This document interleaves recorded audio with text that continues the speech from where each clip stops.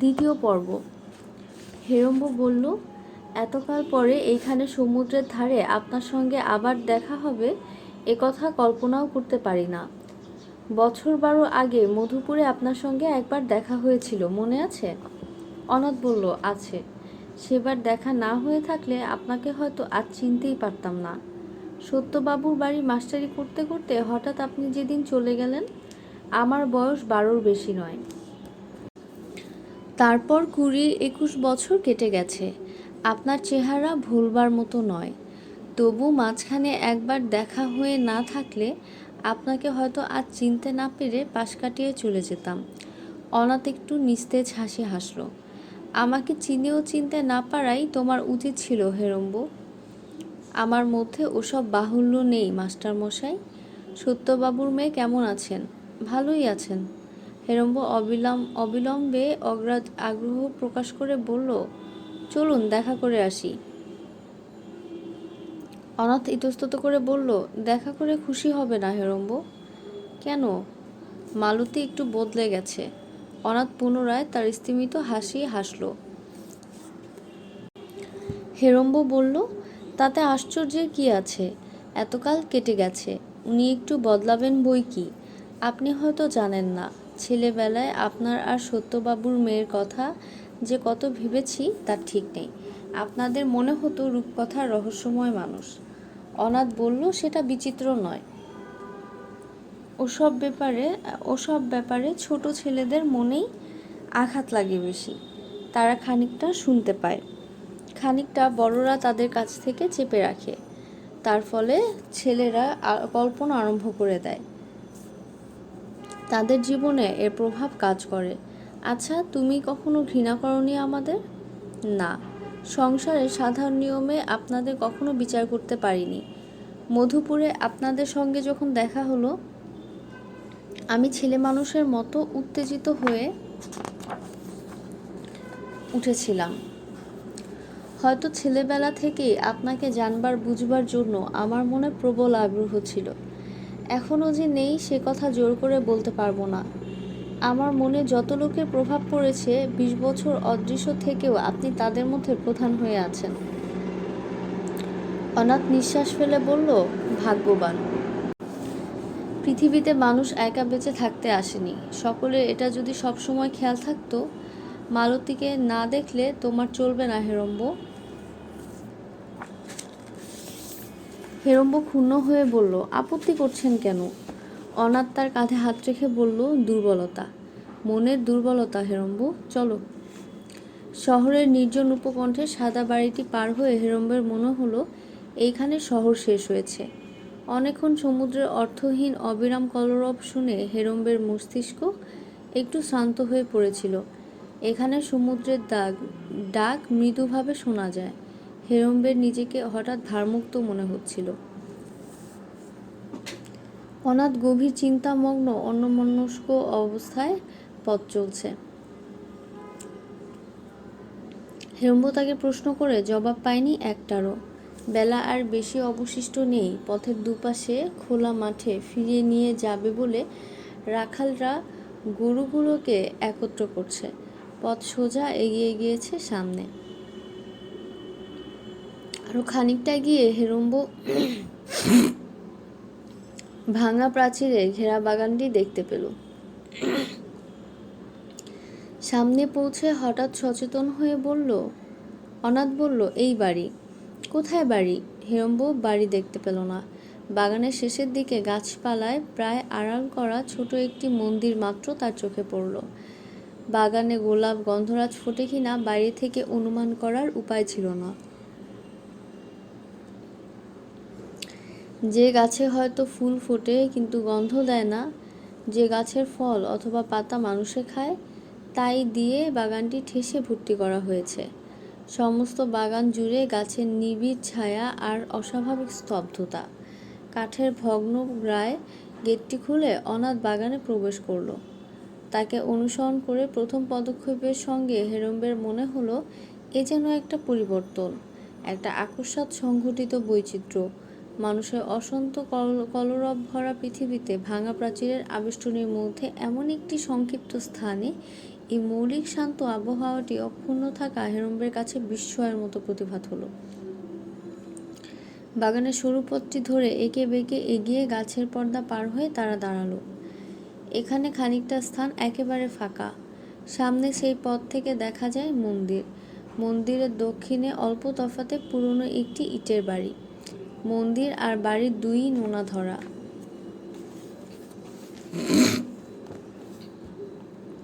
মন্দিরের দরজা বন্ধ।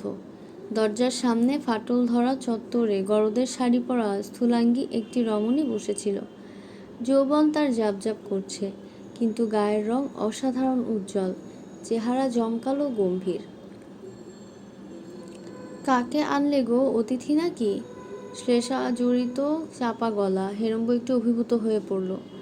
অনাথ বলল, চিনতে পারবে মালতী? কলকাতায় তোমাদের বাড়ির পাশে থাকতো, নাম হেরম্ব। মধুপুরেও একবার দেখেছিলে। মালতী বলল, চিনেছি। তা ওকে আবার ধরে আনবার কি দরকার ছিল? যাক, এনেছো যখন কি আর হবে। বসো বাছা। আহা, সিঁড়িতেই বসো না, মন্দিরের সিঁড়ি পবিত্র, কাপড় ময়লা হবার ভয় নেই। দুবেলা সিঁড়ি ধোয়া হচ্ছে। তুমি বুঝি গিয়েছিলে সমুদ্রে? একদিন সমুদ্রে না গেলে নয়, যদি গেলেই বলে কি যেতে নেই? অনাথ বলল, আসন থেকে উঠেই চলে গিয়েছিলাম মালতী, তোমাকে বলে যাওয়ার কথা মনে ছিল না। মালতী বলল, তবু ভালো, কথার একটা জবাব পেলাম। শহর হয়ে এলে আমার জিনিসটা আনলে না যে? কাল থেকে পই পই করে বলছি। অনাথ বলল, তোমাকে তো কবে বলে দিয়েছি ওসব আমি এনে দেব না। মালতী উষ্ণ হয়ে বলল, কেন দেবে না কেন? তোমার কি এলো গেল? গোল্লায় যেতে চাও তুমি নিজেই যাও, আমি সাহায্য করতে প্রস্তুত নই। কেতার্থ করলে? আমাকে গোল্লায় এনেছিল কে বের করে? পরের কাছে অপমান করা হচ্ছে। মালতী হঠাৎ হেসে উঠল। তুমি না এনে দিলেও আমার এনে দেবার লোক আছে, তা মনে রেখো। চললে কোথায় শুনি? স্নান করব। সংক্ষেপে এই জবাব দিয়ে অনাথ বাড়ির মধ্যে ঢুকে গেল। হেরম্ব জিজ্ঞেস করলো, শহর থেকে কি জিনিস আনবার কথা? আমার একটা ওষুধ, বলে মালতী গম্ভীর হয়ে গেল। তার গাম্ভীর্য হেরম্বকে বিস্মিত করতে পারল না। সে টের পেয়েছিল মালতীর উচ্চ হাসি এবং মুখভার কোনোটি সত্য অথবা স্থায়ী নয়। যে কোনো মুহূর্তে একটা অন্তর্ধান করে আর একটা দেখা দিতে পারে। এর প্রমাণ দেবার জন্যই যেন মালতীর মুখে হঠাৎ হাসি দেখা গেল। কাণ্ড দেখলে লোকটার? আমাকে ডেকে এনে স্নান করতে চলে গেল। জ্বালিয়ে মারে, জানলে? জ্বালিয়ে মারে। তুমি কিন্তু অনেক বড় হয়ে গেছো। আশ্চর্য নয়, 32 বয়স হয়েছে।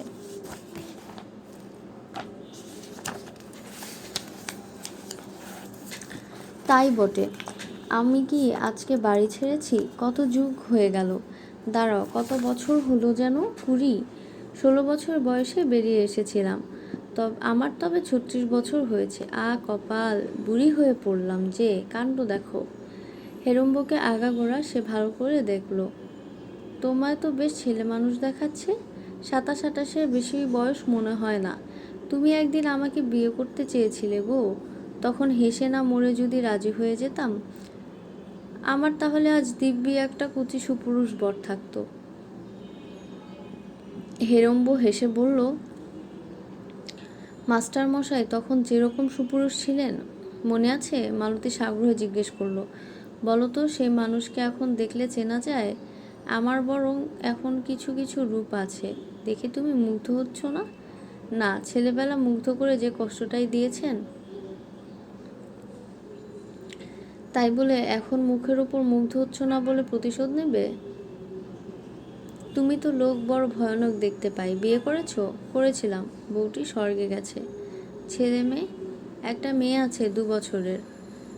আছে বলছি, এই যে 15 দিন আগে ছিল, দেখে এসেছি। এর মধ্যে মরে গিয়ে থাকলে নেই। বালাই ষাট, মরবে কেন? এখন তুমি কি করছো? কলেজে মাস্টারি করি। বইয়ের জন্য বিভাগী হয়ে বাড়ি ছেড়ে বেরিয়ে পড়নি তো? না। সারা বছর ছেলেদের সেলি কিডস পরিয়ে একটু শ্রান্ত হয়ে পড়ি মালতী বৌদি। গরমের ছুটিতে তাই একবার করে বেড়াতে বেরুনো অভ্যাস করেছি। এবার গিয়েছিলাম রাঁচি, সেখান থেকে বন্ধুর নেমন্তন্ন রাখতে এসেছি এখানে। বন্ধুকে? শঙ্কর সেন, ডেপুটি। বেশ লোক। বউটি ভারী ভক্তিমতী, এই মন্দির সংস্কারের জন্য 100 টাকা দান করেছে। মালতী ভাবতে ভাবতে কথা বলছিল অন্যমনস্কের মতো। হঠাৎ সে একটু অতিরিক্ত আগ্রহের সঙ্গে জিজ্ঞেস করলো, তুমি এখানে কতদিন থাকবে? 10-15 দিন, ঠিক নেই। ভালোই হলো। হেরম্ব কৌতূহলী হয়ে জিজ্ঞেস করলো, কিসের ভালো হলো? মালতী হাসলো, তোমাকে দেখে আনন্দ হচ্ছে তাই বললাম। ছেলেদের তুমি কি পড়াও বললে? হেরম্ব হেসে বলল, কবিতা পড়াই।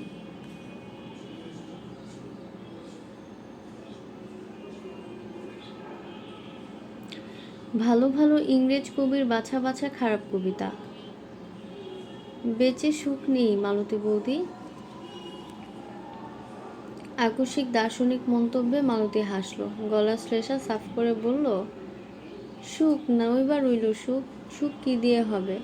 সুখ তো শুটকি মাছ, জীবকে ছোট লোক না করলে স্বাদ মেলে না। সুখ স্থান জুড়ে নেই, প্রেম দিয়ে ভরে নাও, আনন্দ দিয়ে পূর্ণ করো। সুবিধা কত? মন্দ নেই যদি মদের নেশা সুধায় মেটাও। বাস, আর কি চাই? হেরম্ব মালতীর দিকে হাত বাড়িয়ে বলল, দিন সুধা আমি দেব। আমি দেব? মালতী জোরে হেসে উঠল, আমার কি আর সে বয়স আছে? তবে একটু জল দিন, তেষ্টা পেয়েছে। তা বরং দিতে পারি। বলে মালতী ডাকলো, আনন্দ, আনন্দ, একবার বাইরে শুনে যাও। আনন্দকে? হেরম্ব জিজ্ঞাসা করলো। আমার অনন্ত আনন্দ। মনে নেই মধুপুরে দেখেছিলে, চুমু খেয়ে কাঁদিয়ে ছেড়েছিলে? ও, আপনার সেই মেয়ে? তার কথা ভুলেই গিয়েছিলাম। ভুলে গিয়েছিলে? তুমি অবাক মানুষ হেরম্ব।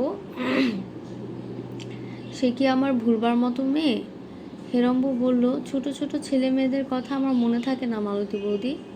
আপনার মেয়ে তখন খুব ছোটই ছিল নিশ্চয়ই। মালতী স্বীকার করে বলল, নিশ্চয়ই ছোট ছিল। ছোট না থাকলে চুমু খেয়ে তাকে কাঁদাতে কি করে তুমি? তাছাড়া তখন ছোট না থাকলে মেয়ে তো আমার একদিনে বুড়ি হয়ে যেত। তারপর এলো আনন্দ। আনন্দকে দেখে হেরম্ব হঠাৎ অত্যন্ত বিচলিত হয়ে পড়ল। আনন্দ অপসরী নয়, বিদ্যুধরী নয়, তিলোত্তমা নয়, মোহিনী নয়। তাকে চোখে দেখেই মুগ্ধ হওয়া যায়, উত্তেজিত হয়ে ওঠার কোনো কারণ থাকে না। কিন্তু হেরম্বের কথা আলাদা। এই মালতীকে নয়, সত্যবাবুর মেয়ে মালতীকে সে আজও ভুলতে পারেনি। এই স্মৃতির সঙ্গে তার মনে 12 বছর বয়সে খানিকটা ছেলেমানুষি, খানিকটা কাঁচা ভাবপ্রবণতা আজও আটকে রয়ে গিয়েছে। আনন্দকে দেখে তার মনে হলো সেই মালতী যেন বিশ্বশিল্পের কারখানা থেকে সংস্কৃত ও রূপান্তরিত হয়ে গত 20 বছর ধরে প্রকৃতির মধ্যে, নারীর মধ্যে, বোবা পশু ও পাখির মধ্যে, ভোরের শিশির আর সন্ধ্যা তারার মধ্যে রূপরেখা ও আলোর অভিজ্ঞতা সঞ্চয় করে তাকে তৃপ্ত করার যোগ্যতা অর্জন করে তার সামনে এসে দাঁড়িয়েছে। শীতকালে ঝরা শুকনো পাতাকে হঠাৎ এক সময় বসন্তের বাতাস যেভাবে নাড়া দিয়ে যায়, আনন্দের আবির্ভাবও হেরম্বের জীর্ণ পুরাতন মনকে তেমনিভাবে নাড়া দিল। বিস্মিত ও অভিভূত হয়ে সে আনন্দকে দেখতে লাগলো। তার মনের উপর দিয়ে 20 বছর ধরে যে সময় স্রোত বয়ে গেছে, তাই যেন কয়েকটি মুহূর্তের মধ্যে ঘনীভূত হয়ে এসেছে। এই উচ্ছ্বসিত আবেগ হেরম্বের মনে প্রশ্রয় পায়। আবেগ আরো তীব্র হয়ে উঠলেই সে যেন তৃপ্তি পেত। তার বন্দি কল্পনা দীর্ঘকাল পর হঠাৎ যেন আজ মুক্তি পায়। তার সবগুলো ইন্দ্রিয় অসহ্য উত্তেজনায় অসংযত প্রাণ সঞ্চয় করে। চারিদিকে তরুলতা তার কাছে অবিলম্বে জীবন্ত হয়ে ওঠে। শেষ অপরাহ্নের রঙিন সূর্যালোককে তার মনে হয় চারিদিকে ছড়িয়ে পড়া রঙিন স্পন্দমান জীবন। বাড়ির দরজা থেকে কাছে এসে দাঁড়ানো পর্যন্ত আনন্দ হেরম্বকে নিবিড় মনোযোগের সঙ্গে দেখছিল। সে এসে দাঁড়ানো মাত্র হেরম্ব তার চোখের দিকে তাকালো। কৌতূহল অন্তর্হিত হয়ে আনন্দের চোখে তখন ঘনিয়ে এলো ভাব ও ভয়। হেরম্ব এটা লক্ষ্য করেছে। সে জানে এই ভয় ভীরুতার লক্ষণ নয়, মোহের পরিচয়। আনন্দের চোখে যে প্রশ্ন ছিল, হেরম্বের নির্বাক নিষ্ক্রিয় জবাবটা তাকে মুগ্ধ করে দিয়েছে। সুপ্রিয়াকে ত্যাগ করে এসে হেরম্বের যা হয়নি এখন তাই হলো। নিজের কাছে নিজের মূল্য তার অসম্ভব বেড়ে গেল। সে জটিল জীবনযাপনে অভ্যস্ত, সাধারণ সুস্থ মানুষের নয়। মন তার সর্বদা অপরাধী। অহরহ করে তাকে আত্মসমর্পণ করে চলতে হয়। জীবনে সে এত বেশি পাক খেয়েছে যে মাথা তার সর্বদাই ঘোরে। আনন্দ পুলক ও উল্লাস সংগ্রহ করা আজ তার পক্ষে অত্যন্ত কঠিন কাজ। কিন্তু আনন্দ আজ তাকে আর তার দৃষ্টিকে দেখে মুগ্ধ হয়ে বিচলিত হয়ে তাকে ছেলে মানুষের মতো উল্লসিত করে দিয়েছে। তার দেহ মন হঠাৎ হালকা হয়ে গিয়েছে। তার মনে ভাষার মতো স্পষ্ট হয়ে এই প্রার্থনা জেগে উঠেছে, আনন্দ যেন চলে যাবার আগে আর একবার তার চোখের সামনে এমনিভাবে তাকিয়ে যায়। ডাকলো কেন মা? আনন্দ মৃদুস্বরে জিজ্ঞাসা করল। একে এক গ্লাস জল এনে দে। আনন্দ জল আনতে চলে গেলে হেরম্ব যেন অসুস্থ হয়ে ঝিমিয়ে পড়ল। অনেকদিন আগে অস্ত্রোপচারের জন্য তাকে একবার ক্লোরোফর্ম করা হয়েছিল। সেই সময়কাল অবর্ণনীয় অনুভূতি যেন ফিরে এসেছে। মালতী নিচু গলায় জিজ্ঞাসা করলো, কিরকম দেখলে আমার আনন্দকে? বেশ মালতী বৌদি, 18 বছর আগে ওকে কোলে পেয়েছিলাম হেরম্ব। জীবনে আমার দুটি সুদিন এসেছে। প্রথমে তোমার মাস্টারমশাই যেদিন দাদাকে পড়াতে এলেন, অন্দরের জানালায় অন্ধকারের ঠায় দাঁড়িয়ে আমি লোকটাকে দেখলাম সেদিন। আর যেদিন আনন্দ কোলে এলো। প্রসব বেদনা কেমন জানো? হেরম্ব জোর দিয়ে বলল, জানি। জানো? পাগল নাকি? তুমি কি করে জানবে? আমি এককালে কবিতা লিখতাম যে মালতী বৌদি। কবিতা লেখা আর প্রসব বেদনা কি এক? মাথা খারাপ না হলে কেউ এমন কথা বলে? তোমাতে আর ভগবান লক্ষ্মী ছাড়াতে তাহলে আর কোনো প্রভেদ থাকতো না বাপু।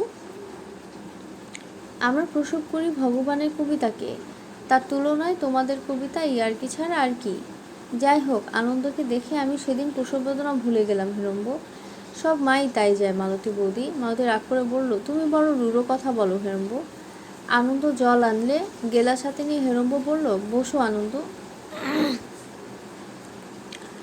আনন্দ অনুমতির জন্য মালতীর মুখের দিকে তাকালো। মালতী বলল, বসলো ছুরি, বস। এই ঘরের লোক। কেমন ঘরের লোক জানিস? আমার ছেলেবেলার ভালোবাসার লোক। ওর যখন 12 বছর বয়স আমাকে বিয়ে করার জন্য খেপে উঠেছিল।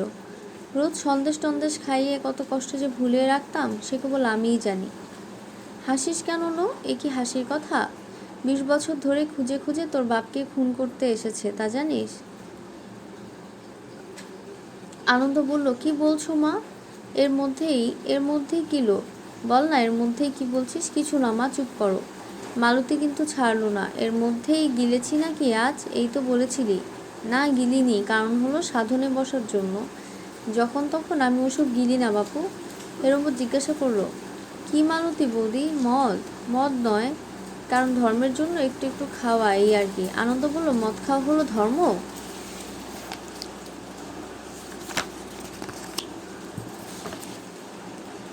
মালতী বলল, নয়, এবার বাবা এলে সুধোষ। মালতী হেরম্বের দিকে তাকালো। বাবার আদেশে একটু একটু খাই হেরম্ব। প্রথমে হয়েছিলাম বৈষ্ণব, ভক্তিমার্গ পোষালো না। এবার তাই জোরালো সাধনা করেছি। বাবা বলেন? বাবাকে? আমার গুরুদেব শ্রীমৎ স্বামী মশাল বাবা। নাম শোনেননি? নাম শুনুনি? দিবারাত্রি মশাল জেলে সাধন করেন। মালতী যুক্ত কর কপালে ঠেকালো। আনন্দ বলল, কারণ খাওয়া যদি ধর্ম মা, আমি সেদিন একটু খেতে চাইলাম বলে মারতে উঠেছিল কেন? কাল থেকে আমিও পেট ভরে ধর্ম করব মা। হেরম্ব ভাবে, আনন্দ একথা বলল কেন? সে খায় না আমাকে একথা শোনাবার জন্য? মালতী বলল, করেই দেখিস। তুমি করো কেন? আমার ধর্ম করবার বয়স হয়েছে। তুই একরত্তি মেয়ে, তোর ধর্ম আলাদা। আমার মতো বয়স হলে তখন তুই এসব ধর্ম করবি। এখন কি? যে বয়সের যা। তুই নাচিস, আমি নাচি? আনন্দ হেসে বলল, নেচো না, নেচো। নাচতে তো বাপু একদিন, এখনো একদিন বেশি করে কারণ খেলে যে নাচটাই নাচো। তোর মতো বেয়াদব মেয়ে সংসারে নেই আনন্দ। মালতীর পরিবর্তন হেরম্ব বুঝতে পারছিল না। সে মোটা হয়েছে, তার কণ্ঠ কর্কশ, তার কথায় ব্যবহারে কেমন একটা নীলাজ রুক্ষতার ভাব। আনন্দের মধ্যস্থতা না থাকলে মালতীর মধ্যে সত্যবাবুর মেয়ের কোনো চিহ্নই খুঁজে না পেয়ে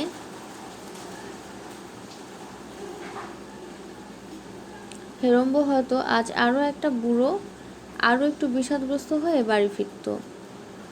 20 বছরের পুরনো গৃহত্যাগের ব্যাপারটার উল্লেখ মালতী নিজে থেকে করেছিল। দ্বিধা করেনি, লজ্জা পায়নি, এটা সে বুঝতে পারে যে 10 বছরের মধ্যে একদিনের লজ্জাতুরা নববধূ যদি সকলের সামনে স্বামীকে বাজায় ফর্দ দিতে পারে, মালতীর বাড়ি ছেড়ে বেরিয়ে আসাটা 20 বছর পরে তুচ্ছ হয়ে যাওয়া আশ্চর্য নয়। কিন্তু তার পরিচয় পাবার পরও কারণ না এনে দেবার জন্য অনাথকে সে তা অনুযোগ পর্যন্ত করেছিল। আনন্দের সঙ্গে তর্ক করে মদকে কারণ নাম দিয়ে ধর্মের নামে নিজের সমর্থন করতেও তার বাধেনি। মালতী এভাবে বদলে গিয়েছে কেন? তার ছেলেবেলার রূপকথার অনাথ আজও তেমনই আছে। মালতীকে এভাবে বদলে দিল কিসে? আনন্দ আর একবারও হেরম্বের দিকে তাকায়নি, কিন্তু ক্ষণে ক্ষণে তাকে না দেখে হেরম্বের উপায় ছিল না। ওর সম্বন্ধে একটা আশঙ্কা তার মনে এসেছে যে মালতীর পরিবর্তন যদি বেশি দিনের হয়, আনন্দের চরিত্রে হয়তো ছাপ পড়েছে। আনন্দের কথা শুনে হাসি দেখে মালতীর দেহ দিয়ে নিজেকে অর্ধেক আড়াল করে ওর বসবার ভঙ্গি দেখে মনে হয় বটে যে সত্যবাবুর মেয়ের মধ্যে যেটুকু অপূর্ব ছিল, যতখানি গুণ ছিল, শুধু সেইটুকুই সে নকল করেছে।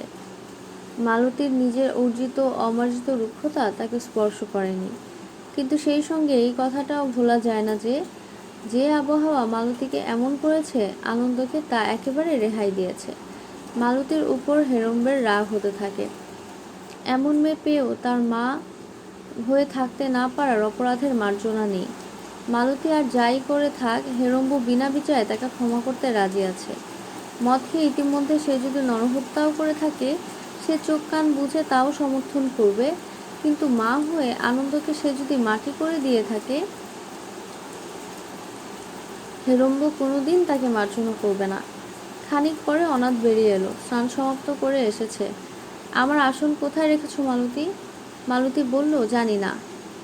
হ্যাঁ গা, স্নান যদি করলে আরতিটা আজ তুমিই করে ফেলো না, বড় আলসেমি লাগছে আমার। অনাথ বলল, আমি এখনই আসনে বসবো।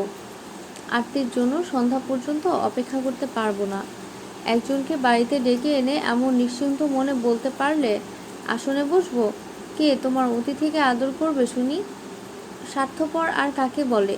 সন্ধ্যা হতেই বা আর দেরি কত? অনাথ তার কথা কানে তুলল না। এবার আনন্দকে জিজ্ঞাসা করলো, আমার আসন কে সরিয়েছে আনন্দ? আমি তো জানি নে বাবা। অনাথ শান্তভাবে মালতীকে বলল, আসনটা কোথায় লুকিয়েছ, বার করে দাও মালতী। আসন কখনো সরাতে নেই, এটা তোমার মনে রাখা উচিত ছিল।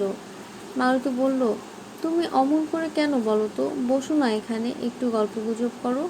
এতকাল পরে হেরম্ব এসেছে, দুদণ্ড বলে বসে কথা না কইলে অপমান করা হবে না?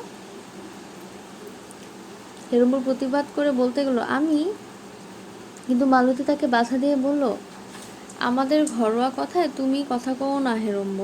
হেরম্ব আহত ও আশ্চর্য হয়ে চুপ করে গেল। অনাথ তার বিষণ্ণ হাসি হেসে বলল, আমি অপমান করব কল্পনা করে তুমি নিজেই যে অপমান করে বসলে মালতী। কিছু মনে করো না হেরম্ব, ওর কথাবার্তা আজকাল এরকমই দাঁড়িয়েছে। হেরম্ব বলল, মনে করার কি আছে? মালতীর মুখ দেখে হেরম্বের মনে হলো তাকে সমালোচনা করে এভাবে অতিথিকে মান না দিলেই অনাথ ভালো করত। অনাথ বলল, আমার চাদরটা কোথায় রে আনন্দ? আলনায় আছে, মার ঘরে, এনে দেবো? থাক, আমি নিচ্ছি গিয়ে। তোমার সঙ্গে কথাবার্তা বলার সুযোগ হলো না বলে আনন্দের মনে করে নিও না হেরম্ব। অনাদর মনে করে নিও না হেরম্ব। আমার মনটা আজ একটু বিচলিত হয়ে পড়েছে। আসনে না বসলে স্বস্তি পাবো না। হেরম্ব বলল, তা হোক মাস্টার মশাই, আর একদিন কথাবার্তা হবে। মালতী মুখ গোছ করে বসলো। এইবার সে জিজ্ঞাসা করলো, চাদর নিয়ে কি হবে? অনাথ বলল, পেতে আসন করব। আসনটা লুকিয়ে তুমি ভালোই করেছো মালতী। 10 বছর ধরে ব্যবহার করে আসনটাতে কেমন একটু মায়া বসে গিয়েছে। একটা জড় বস্তুকে মায়া করা থেকে তোমার দয়াতে উদ্ধার পেলাম। মালতী নিঃশ্বাস ফেলে বলল, যা আনন্দ, আমার বিছানার তলা থেকে আসনটা বার করে দিগা যা। অনাথ বলল, থাক, কাজ নেই, ও আসনে আমি আর বসবো না। মালতী ক্রোধে আরক্ত মুখ তুলে বলল, তুমি মানুষ নও জানলে? মানুষ তুমি নও, তুমি ডাকাত, তুমি ছোট লোক। রেগো না মালতী, রাখতে নেই। আমার খাবে পড়বে, আমাকেই অপমান করবে, রাখতে নেই। মাথা গরম করা মহাপাপ মালতী। মৃদুস্বরে এই কথা বলে অনাথ বাড়ির মধ্যে চলে গেল। খানিকক্ষণ নিঝুম হয়ে থেকে মালতী হঠাৎ তার শব্দিত হাসি হেসে বলল, দেখলে হেরম্ব, লোকটা কেমন পাগল দেখলে? হেরম্ব অস্বস্তি বোধ করছিল। বলল, আমি কি বলবো বলুন? আনন্দ বলল, বাইরের লোকের সামনেও ঝগড়া করে ছাড়লে তোমা? মালতী বলল, হেরম্ব বাইরের লোক নয়। হেরম্ব একথা সায় দিয়ে বলল, না, আমি বাইরের লোক নই আনন্দ। আনন্দ বলল, তা জানি, বাইরের লোকের সঙ্গে মা ঠাট্টা তামাশা করে না। প্রথম থেকে মা আপনার সঙ্গে যেরকম পরিহাস করছিল, তাতে বাইরের লোক হওয়া তো দূরে থাক, আপনি ঘরের লোকের চেয়েও যে বেশি, সেটা প্রমাণ হয়ে গেছেন। মালতী বলল, ঘরের লোকের সঙ্গে আমি ঠাট্টা তামাশা করি না রে আনন্দ। তামাশা করার কত লোক ঘরে, একটা কথা কওয়ার লোক আছে আমার? আনন্দ হাতের তালু দিয়ে আস্তে আস্তে করে পিঠ ঘষে দিতে দিতে বলল, ঘরে নাই বা লোক রইল মা, তোমার কাছে বাইরের কত লোক আসে, সমস্ত সকালটা তুমি তাদের সঙ্গে কথা কও। পিঠ থেকে মেয়ের হাত সামনে এনে মালতী বলল, তারা হলো ভক্ত, লক্ষ্মী ছাড়ার দল। ওদের ঠকাতে ঠকাতেই প্রাণটা আমার বেরিয়ে গেল না। খাচ্ছিস, যাচ্ছিস, মনের সুখে আসিস। লোককে ঠকিয়ে পয়সা করতে কেমন লাগে তুই তার কি বুঝবি? সারা সকালটা গম্ভীর হয়ে বসে বসে শুধু ভাব, কি করে কার কাছে 2 পয়সা আদায় হবে। আমি মেয়ে মানুষ, আমার কি ওসব পোষায়? তোর বাবা 1 পয়সা রোজগার করে, একবার ভাবে দিন গেলে পোড়া পেটে পিণ্ডি কোথা থেকে আসে? তুই ভাবিস? আনন্দ অনুযোগ নিয়ে বলল, ওর কাছে তুমি সব প্রকাশ করে দিচ্ছ মা। এই অভিযোগে মালতী কিছুমাত্র বিচলিত হলো না, বলল, তাতে কি, যা করছি জেনে শুনেই করছি। হেরম্ব লুকোচুরি ভালোবাসে না। এই ব্যাখ্যা অথবা কৈফিয়ত হেরম্বর মনে লাগলো। সে বুঝতে পারল তার মতামতকে অগ্রাহ্য করে বলে নয়, শেষ পর্যন্ত তার কাছে কোনো কথাই লুকানো থাকবে না বলে মালতী কোনো বিষয়ে লুকোচুরি আশ্রয় গ্রহণ করছে না। নিজেদের সঠিক পরিচয় আগেই তাকে জানিয়ে রাখছে। এর মধ্যে একটাও বড় কথা ছিল, হেরম্বকে যা পুলকিত করে দিল। মালতী আশা করে আজই শেষ নয়, সে যাওয়া আসা বজায় রাখবে। ভূমিকাতে তার সামনে নিজের সব দুর্বলতা ধরে দিয়ে মালতী শুধু এই সম্ভাবনাই রহিত করে দিচ্ছে যে ভবিষ্যতে তার জন্য আবিষ্কার করার কিছু না থাকে। হেরম্বের মনে হলো এ যেন একটা আশ্বাস, একটা কাম্য ভবিষ্যৎ। সে বারবার আসবে এবং তাদের সঙ্গে এতদূর ঘনিষ্ঠ হয়ে উঠবে যে মালতীর খাপছাড়া জীবনের সমস্ত দীনতা ও অসঙ্গতি সে জেনে ফেলবে। মালতীর এই প্রত্যাশা নানা সম্ভাবনায় হেরম্বের কাছে বিচিত্র ও মনোহর হয়ে উঠল। মালতীর এই মৌলিক আমন্ত্রণে তার হৃদয় কৃতজ্ঞ ও প্রফুল্ল হয়ে রইল। একথা মিথ্যা নয় মালতী বৌদি, আমার কাছে কিছুই গোপন করবার দরকার নেই।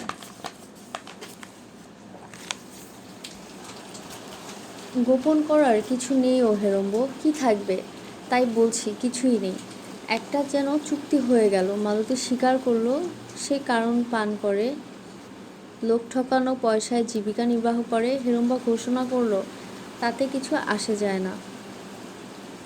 জীবন মালতীকে অনেক শিক্ষা দিয়েছে, হয়তো সে শিক্ষা হৃদয় সংক্রান্ত নয়, কিন্তু তার তীক্ষ্ণ বুদ্ধিতে সন্দেহ করা চলে না। কিন্তু আনন্দের হৃদয় কি প্রয়োজনীয় শিক্ষা ও মার্জনা পায়নি?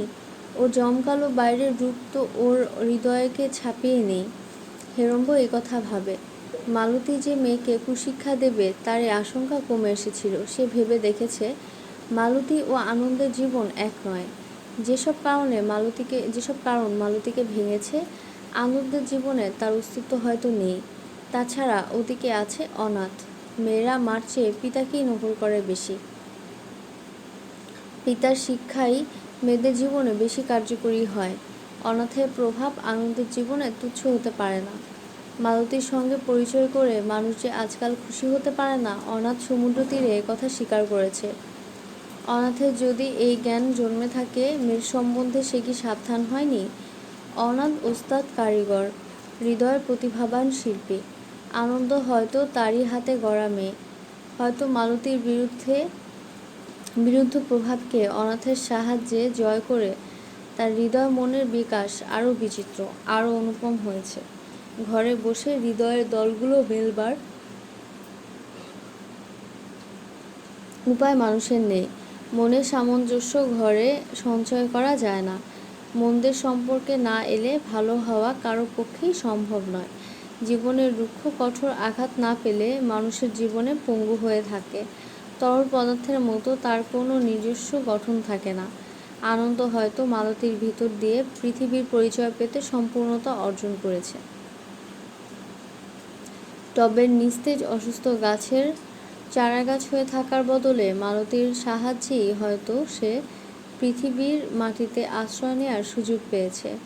রোদ বৃষ্টি গায়ে লাগিয়ে আগাছার সঙ্গে লড়াই করে ও মাটির রস আকর্ষণ করে বেড়ে ওঠা তরুর মতো সতেজ সজীব জীবন আহরণ করতে পেরেছে।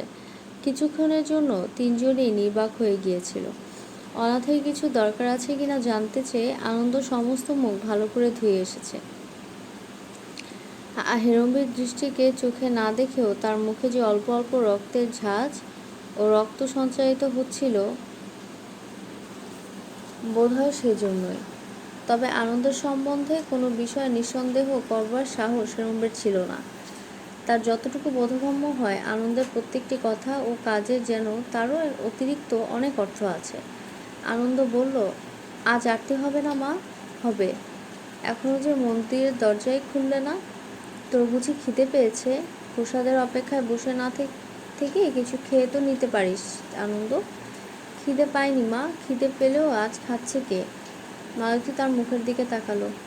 কেন খাবি না কেন? নাচবি বুঝি আজ? আনন্দ মৃদু হেসে বলল, হ্যাঁ, এখন নয়, চাঁদ উঠুক তারপর। আজ আবার তোর নাচবার সাজ জাগলো? তোকে নাচ শিখিয়ে ভালো করিনি আনন্দ, রোজ রোজ না খেয়ে।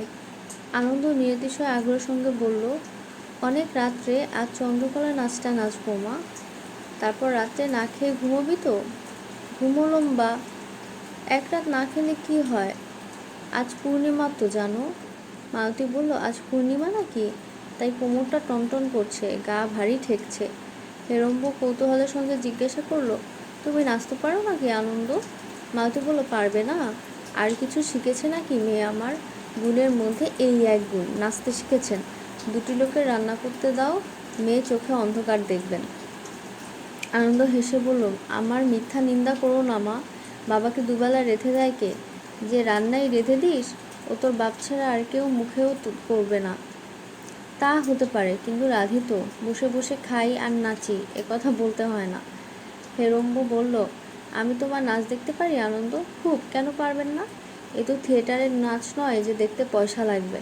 কিন্তু আপনি কি অতক্ষণ থাকবেন? থাকতে দিলেই থাকবো। মালতী বলল, থাকবে বই কি, তুমি আজ এখানেই খাবে হেরম্ব।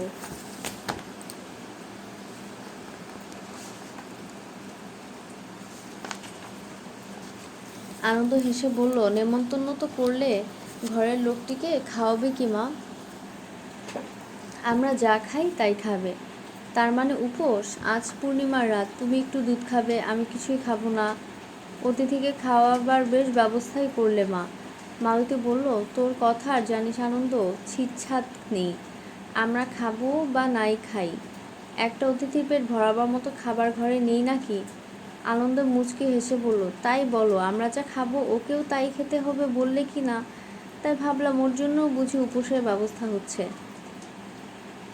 হেরম্ব ভাবে, মাকে মধ্যস্থ রেখে আমার সঙ্গে আলাপ করা কেন? এতক্ষণ যত কথা বলেছে সব আমাকে শোনানোর জন্য, কিন্তু নিজে থেকে সোজাসুজি আনন্দ আমাকে একটা কথাও বলেনি। আমার প্রশ্নের জবাব দিয়েছে, আমার কথার পিঠে দরকারি কথাও চাপিয়েছে, কিন্তু আমাকে এখন পর্যন্ত কিচ্ছু জিজ্ঞাসা করেনি। আমার সম্বন্ধে ওর যে বিন্দুমাত্র কৌতূহল আছে তার নিরীহতম প্রকাশটিকেও অনায়াসে সংযত করে চলছে। আমাকে এভাবে অবহেলা দেখানোর মানে কি? আমাকে একটা নিজস্ব ছোট প্রশ্ন ও অনায়াসে করতে পারে, একটা বাজে অবান্তর প্রশ্ন, আপনি কি ভাবছেন? হেমবু চমকে উঠে ভাবল, মনের প্রার্থনা আমি তো উচ্চারণ করে বসিনি। তাকে অত্যন্ত চিন্তিত অন্যমনস্ক দেখে আনন্দ এই প্রশ্ন করেছিল, তার অপ্রকাশিত মনোভাবকে অনুমান করে নয়। এর চেয়ে বিস্ময়কর যোগাযোগও পৃথিবীতে ঘটে থাকে, কিন্তু হেরম্বের মনে হলো একটা অঘটন ঘটে গেছে।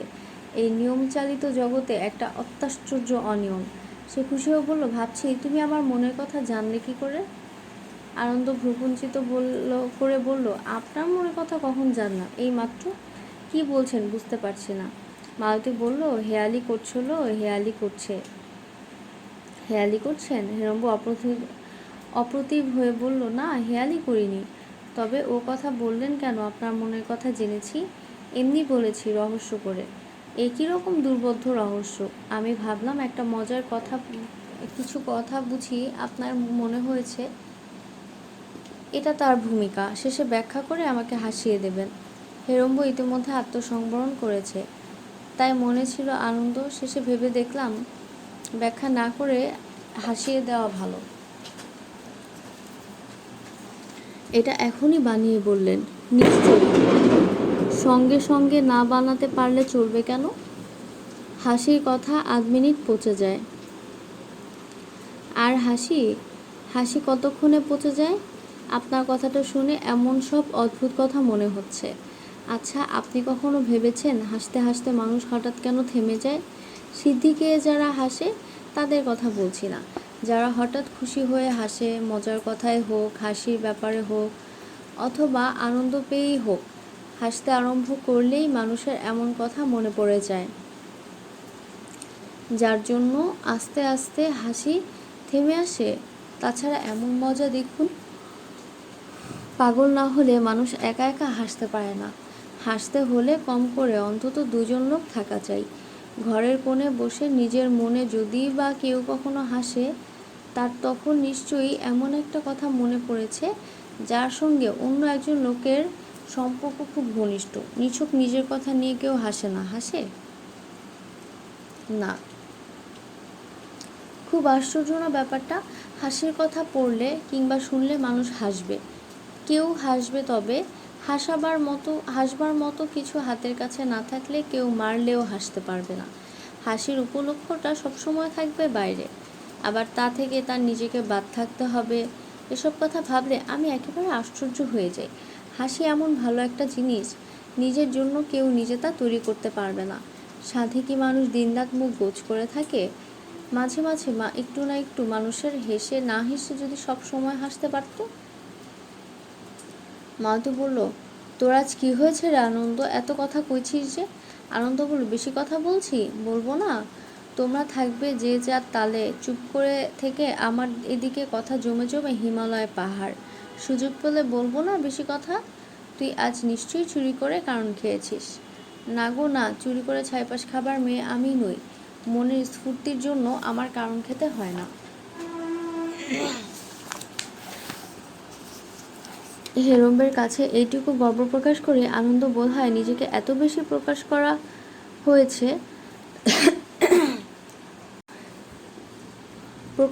হয়েছে বলে মনে করে যে কিছুক্ষণের জন্য মালতীর দেহের আড়ালে নিজেকে সে প্রায় সম্পূর্ণ লুকিয়ে ফেলে। অথচ এই কাজটা সে এমন একটি ছলনা আশ্রয় করে যে মালতী বুঝতে পারে না, হেরম্ব বুঝতে ভরসা পায় না। মালতী বলে, কোমর টনটন করছে বলে তোকে আমি টিপতে বলিনি আনন্দ। এমন টিপুনিতে যদি ব্যথা কমতো তবে তো আর ভাবনা ছিল না। হেরম্ব শুধু আনন্দের পায়ের পাতা দুটি দেখতে পায়। আঙুল বাঁকিয়ে আনন্দ পায়ের নখ সিঁড়ির সিমেন্টে একটা খাঁজে আটকে আছে। হেরম্বের মনে হয় আনন্দের আঙুলে ব্যথা লাগছে, এভাবে তার নিজেকে ব্যথা দেবার কারণটা সে কোনো মতেই অনুমান করতে পারে না। সিমেন্টের খাঁজ থেকে আনন্দের আঙুল কয়টিকে মুক্ত করে দেবার জন্য তার মনে প্রবল আগ্রহ দেখা যায়। একটি নিরীহ ছোট কালো পিঁপড়ে, যারা কখনো কামড়ায় না কিন্তু একটু ঘষা পেলেই নিশ্চিহ্ন হয়ে প্রাণ দেয়, সেই জাতের একটি ছোট পিঁপড়ে আনন্দের আঙুলে উঠে হেরম্বের চেতনায় নিজের ক্ষীণতম অস্তিত্বকে ঘোষণা করে দেয়। হেরম্ব তাকে স্থানচ্যুত করতে গিয়ে হত্যা করে ফেলে। আনন্দ বলে, কি একটা পোকা, কি পোকা? বিষপিঁপড়া বোধ হয়। মালতী বলল, একটা বিষপিঁপড়ে তাড়াতে তুমি ওর পায়ে হাত দিলে? আহা, কি করিস আনন্দ, করিস নে, পায়ে হাত দিয়ে প্রণাম করিস নে। কুমারীর কাউকে প্রণাম করতে নেই, জানিস নে তুই? আনন্দ হেরম্বকে প্রণাম করে বলল, তোমার ওসব অদ্ভুত তান্ত্রিক মত আমি মানি না মা। হেরম্বের আশঙ্কা হয় মায়ের অবধাতায় মালতী হয়তো রেগে আগুন হয়ে উঠবে, কিন্তু তার পরিবর্তে মালতীর দুঃখই উতলে উঠল। আগেই জানি কথা শুনবে না, এ বাড়িতে কেউ আমার কথা শোনে না হেরম্ব। আমি এখানে দাসীবাদীরও অধম, বলতো ওর বাপ। দেখতে দেখতে কথা শোনার কি ঘটা মেয়ের, আমি তুচ্ছ মা বই তো নই। তার এই সকরুণ অভিযোগে হেরম্বের সহানুভূতি জাগে না। আনন্দ মার অবাধ্য জেনে সে খুশি হয়ে ওঠে। আনন্দ বাপের দুলালি মেয়ে, এ যেন তারই ব্যক্তিগত সৌভাগ্য। আনন্দের সম্বন্ধে প্রথমে তার যে আশঙ্কা জেগেছিল এবং পরে যে আশা করে সেই আশঙ্কা কমিয়ে এনেছিল, তাদের মধ্যে কোনটি যে বেশি জোরালো এতক্ষণ হেরম্ব তা বুঝতে পারেনি। অনাথ এবং মালতী, এদের মধ্যে কাকে আশ্রয় করে আনন্দ বড় হয়েছে সঠিক না জানা অবধি স্বস্তি পাওয়া হেরম্বের পক্ষে অসম্ভব ছিল। আনন্দের অন্তর অন্ধকার, এর ক্ষীণতম সংশয়টিও হেরম্বের সহ্য হচ্ছিল না। মালতীর আদেশের বিরুদ্ধেও তাকে প্রণাম করার মধ্যে তার প্রতি আনন্দের যতটুকু শ্রদ্ধা প্রকাশ পেল, হেরম্ব সেটুকটাই খেয়াল করারও সময় পেল না। মালতীকে আনন্দ নকল করেনি, শুধু এইটুকুই তার কাছে হয়ে রইল প্রধান। আনন্দের অকারণ ছেলে মানুষই ঔদ্ধত্যে তার দুঃস্বপ্নের ঘোর কেটে গেছে। আনন্দকে চোখে দেখে হেরম্বের মনে যে আবেগ ও মোহ প্রথমে সঞ্চারিত হয়েছিল, এতক্ষণে তার মনের সর্বোচ্চ তা সঞ্চারিত হয়ে তার সমস্ত মনোভাবকে আশ্রয় করেছিল। নিজেকে অকস্মাৎ উচ্ছ্বসিত ও মুগ্ধ অবস্থায় আবিষ্কার করার বিষয় অপনোদিত হয়ে গিয়েছিল। তার মন সে স্তরে উঠে এসেছিল যেখানে আনন্দের অনির্বচনীয় আকর্ষণ চিরন্তন সত্য। আনন্দকে দেখা ও তার কথা শোনা হেরম্বের অভ্যাস হয়ে গিয়েছিল। নেশা জমে এলে যেমন মনে হয় এই নেশার অবস্থাটি সহজ ও স্বাভাবিক, আনন্দের সান্নিধ্যে নিজের উত্তেজিত অবস্থাটিও হেরম্বের কাছে তেমনি অভ্যস্ত হয়ে এসেছিল। আনন্দ এখন তাকে আবার নতুন করে মুগ্ধ ও বিচলিত করে দিয়েছে। বয়স্ক হেরম্বের মনেও যে লোকটি এক রহস্যময় মায়ালোকবাসী হয়ে আছে, নিজেকে সেই অনাথের অনুরক্তা কন্যা বলে ঘোষণা করে আনন্দ তার আবিষ্ট মোহচ্ছন্ন মনের উন্মত্তনা আরও তীব্র, আরও গম্ভীর করে দিয়েছেন। প্রেমিকের কাছে প্রেমের অগ্রগতির ইতিহাস নেই।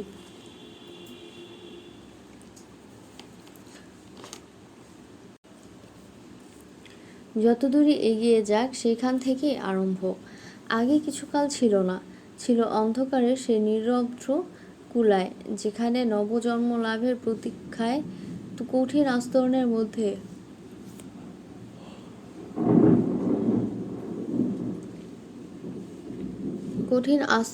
মধ্যে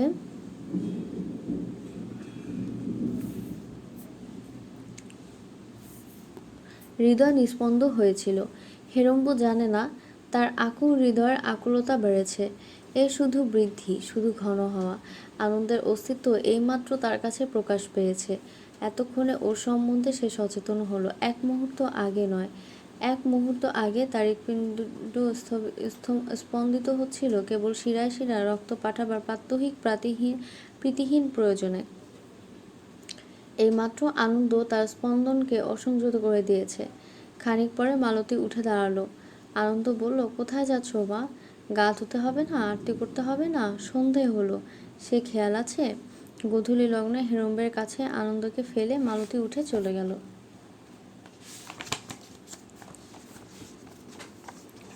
পৃথিবী জুড়ে নয়, এইখানে সন্ধ্যা নামছে। পৃথিবীর আরেক পিঠে এখন সকাল থেকে সন্ধ্যা পর্যন্ত সমগ্রভাবে বিস্তৃত চলমান অবিচ্ছিন্ন দিন।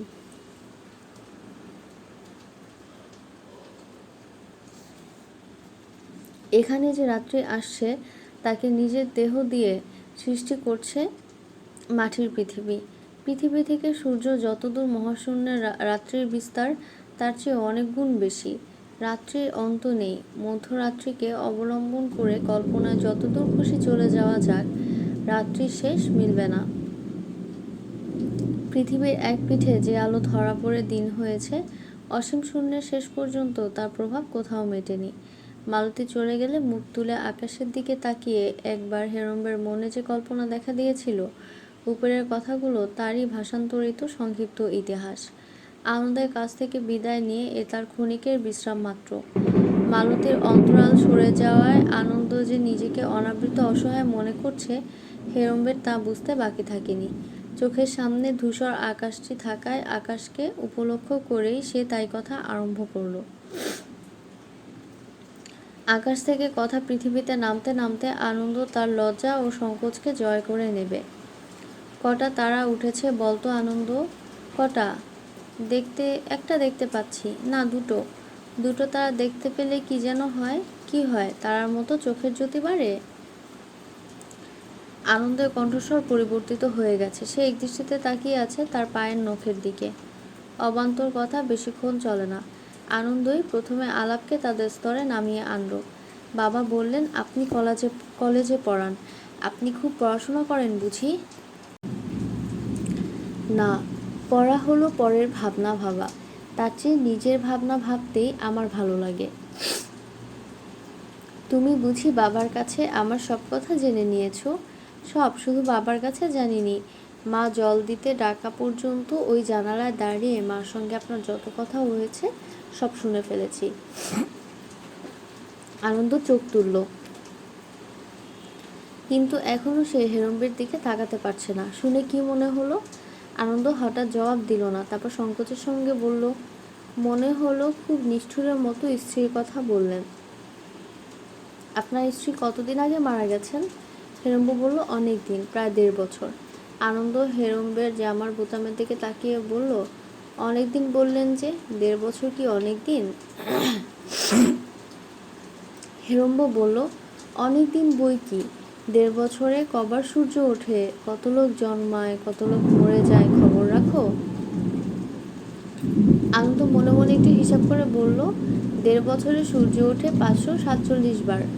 লোক জন্মায় কত, কত লোক মরে যায়? হেরম্ব হেসে বলল, 15-20 লাখ হবে।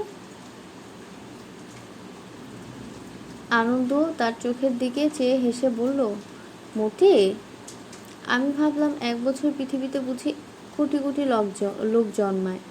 মার কাছে রোজ সেসব মেয়ে ভক্ত আসে, তাদের সকলেরই বুকে একটি, কাঁখে একটি, হাতে ধরা একটি, এমনই গাদা গাদা ছেলে মেয়ে দেখি কি না, তাই মনে হয় পৃথিবীতে রোজ বুঝি অগণিত ছেলে মেয়ে জন্মাচ্ছে। কিন্তু 1.5 বছরে আর যাই হোক, মানুষ কি বদলাতে পারে?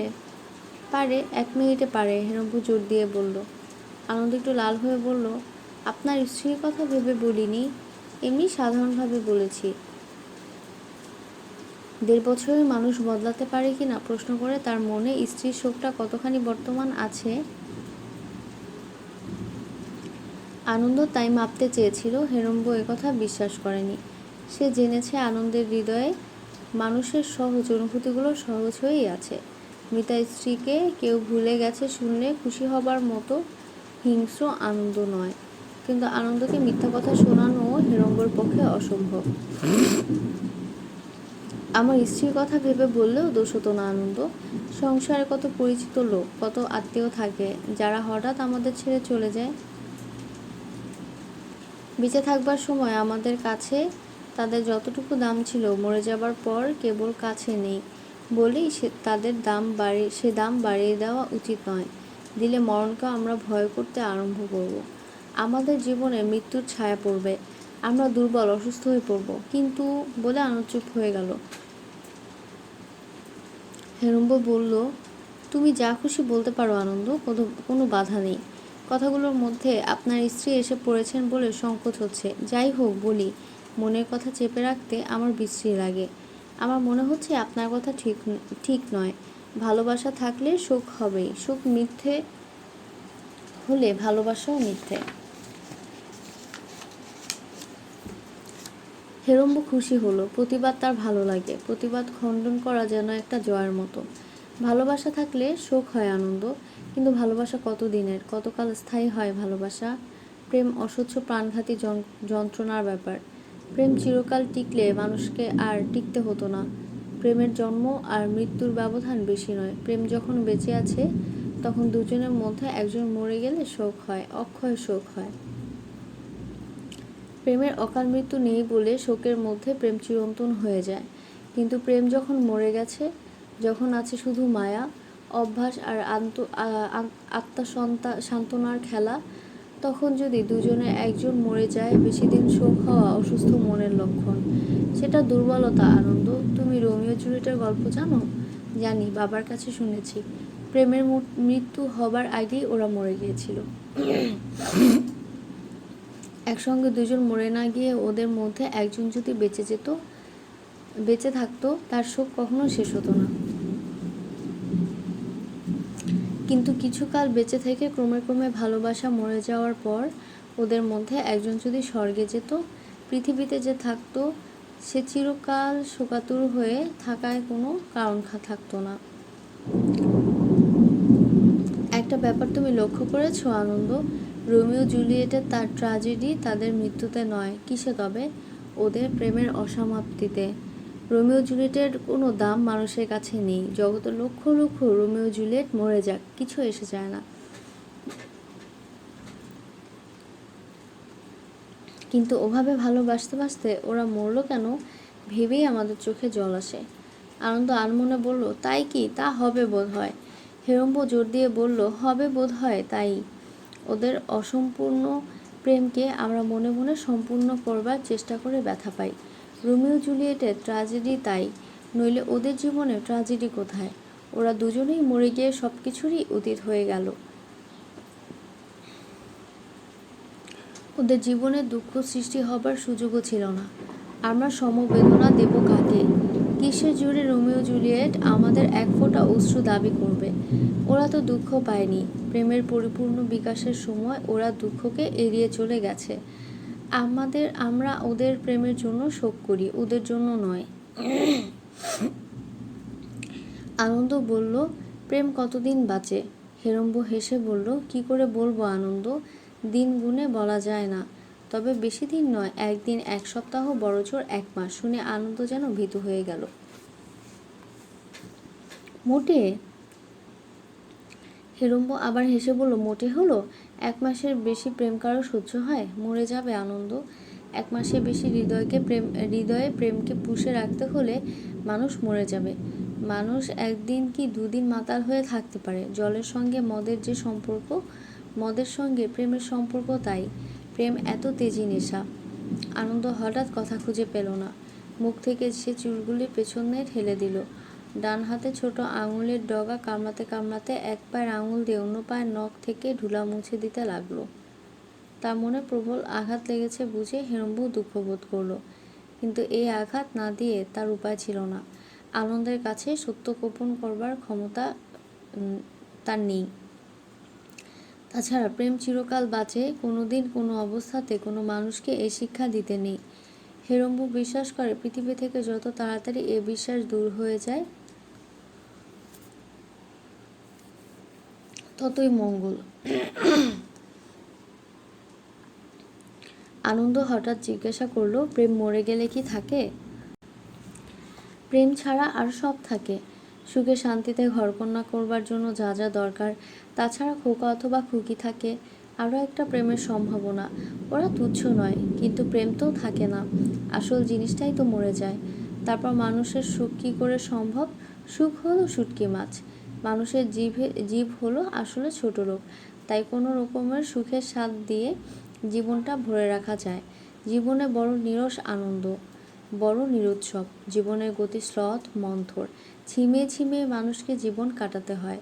তার মধ্যে ওই প্রেমের উত্তেজনাটুকু তার উপরই লাভ। সুখ হলো শুটকি মাছ। আগে যেন কার কাছে কথাটা শুনেছি।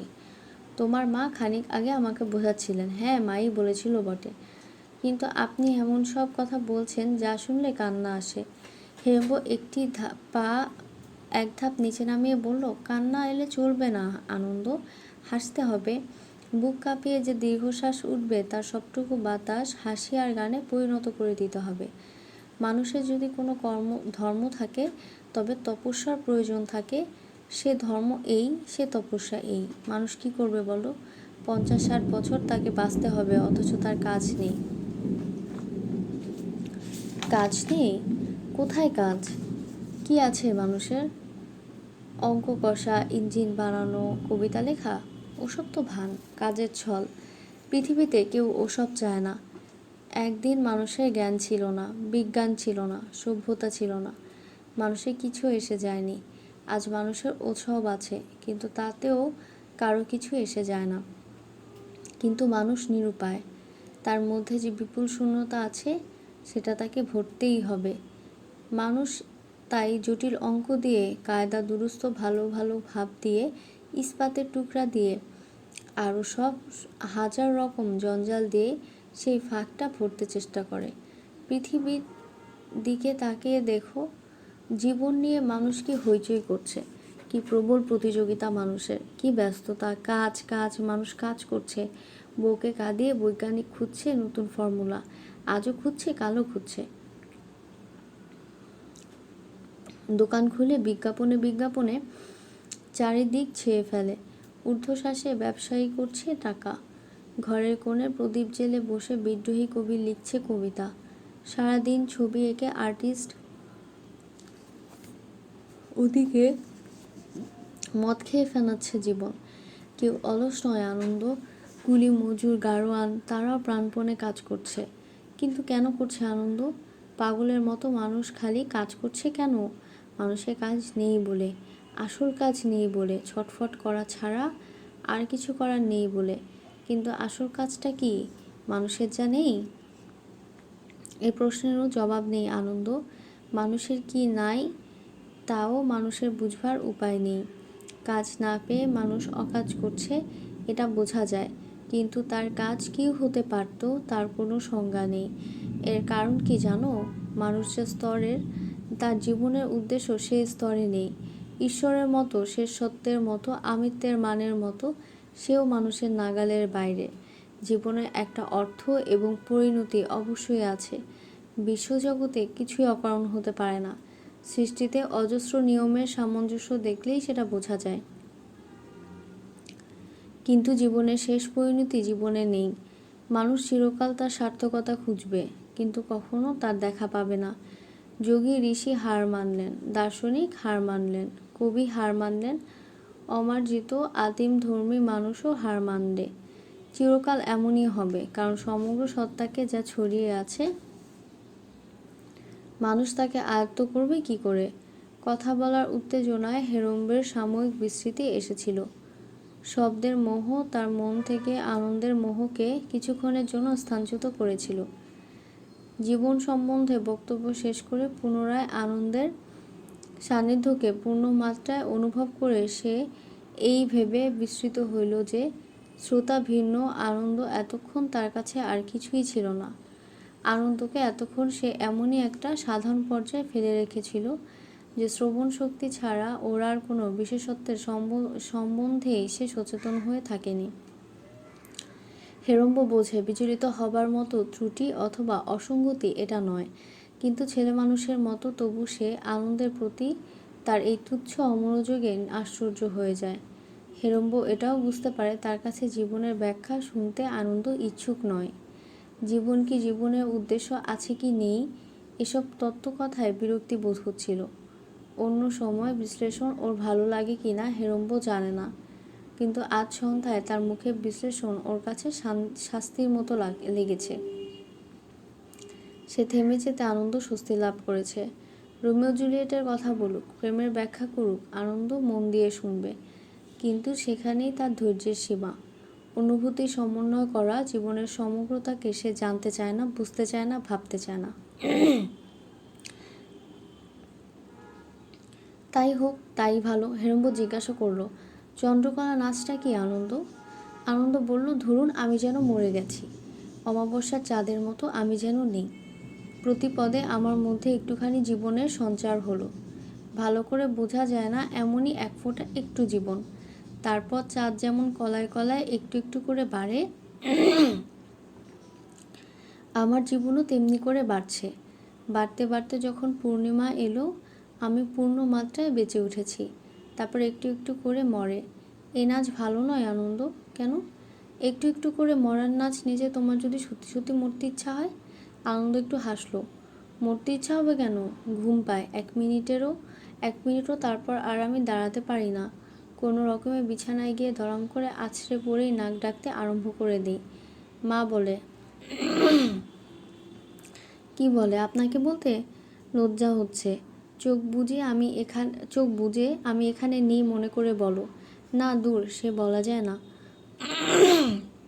হেমবর মৃদু হেসে বলল, তোমাকে দেখে মনে হয়নি তুমি এত ভীরু। এটা তোমার ভয় না লজ্জা আনন্দ? আনন্দ বলল, আমি মানুষকে ভয় করি নে, তবে তুমি ছেলে মানুষ, লাজুক। ছেলে মানুষ? আমায় একথা বললে অপমান করা হয় তা জানেন? আনন্দ হঠাৎ হেসে উঠে হাত বাড়িয়ে হেরম্বের হাঁটুতে টোকা দিয়ে বলে, আমার অনেক বয়স হয়েছে, আমাকে সম্ভ্রম করে কথা কইবেন। হেরম্ব জানে এসব ভূমিকা। তার নাচ সম্বন্ধে মালতী কি বলেছে আনন্দ তা শোনাতে চায়, কিন্তু পেরে উঠছে না। হেরম্ব মৃদু হেসে অবজ্ঞার সুরে বলল, ছেলে মানুষকে আবার সম্ভ্রম করব কি? ছেলে মানুষ হলাম কিসে? ছেলে মানুষরাই একটা কথা বলতে 10 বার লজ্জা পায়। আনন্দ উদ্ধত সহসার সঙ্গে বলল, লজ্জা পাচ্ছে কে? আমি? জগতের অমন কথা নেই, আমি যা বলতে লজ্জা পাই। নাচার পর আমার ঘুম দেখে মা বলে, তোর আর বিয়ের দরকার নেই আনন্দ। বলে আনন্দ হঠাৎ উদ্ধতভাবে হেরম্বকে আক্রমণ করে বলল, আপনি নেহাত অভদ্র, মেয়েদের সঙ্গে আলাপ করতে জানেন না। মনে হয় সে বুঝি হঠাৎ উঠে চলে যাবে। হেরম্বের মুখের দিকে তাকিয়ে ক্রুদ্ধ ভঙ্গিতে সে মুখ ঘুরিয়ে নেয়। ঠোঁট দুটি কাঁপতে থাকে। নিষ্ঠুর আনন্দের সঙ্গে হেরম্ব লজ্জাতুর অপ্রতিভ আনন্দের আত্মসংবরণের ব্যাকুল প্রয়াসকে উৎসাহিত করে বললে, বলো বলো, থেমো না আনন্দ। না বলবো কেন? কেন বলবো? হেরম্ব আরও নির্মম হয়ে বলে, তুমি তাহলে বুড়ি নয় আনন্দ, মিছিমিছি তোমার তাহলে রাগ হয়। এতক্ষণ তুমি আমাকে ঠকাচ্ছিলে। আপনি চলে যান, আমি আপনাকে নাচ দেখাবো না। দেখিও না, আমি ঢের নাচ দেখেছি। তাহলে অনর্থক বসে আছেন কেন? রাত হলো, বাড়ি যান না। বেশ, তোমার মাকে ডাকো, বলে যাই। আনন্দ চুপ করে বসে রইল। হেরম্ব বুঝতে পারে সে কি ভাবছে। সে ক্ষুব্ধ হয়ে উঠেছে। হেরম্ব নিষ্ঠুরতা করছে বলে নয়, নিজেকে সে সত্যই সম্পূর্ণ অকারণে ছেলে মানুষ করে ফেলেছে বলে।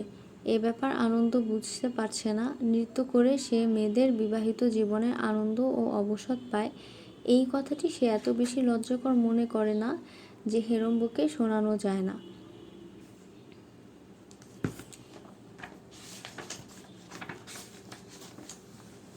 হেরম্বকে অবাধে একথা বলতে পারার বয়স তার হয়েছে বলেই আনন্দ মনে করে।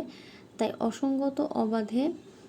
অসংগত লজ্জার বশে বিচলিত হয়ে ব্যাপারটাকে এভাবে তাল পাকিয়ে দেওয়ার জন্য নিজের উপর সে রেগে উঠেছে।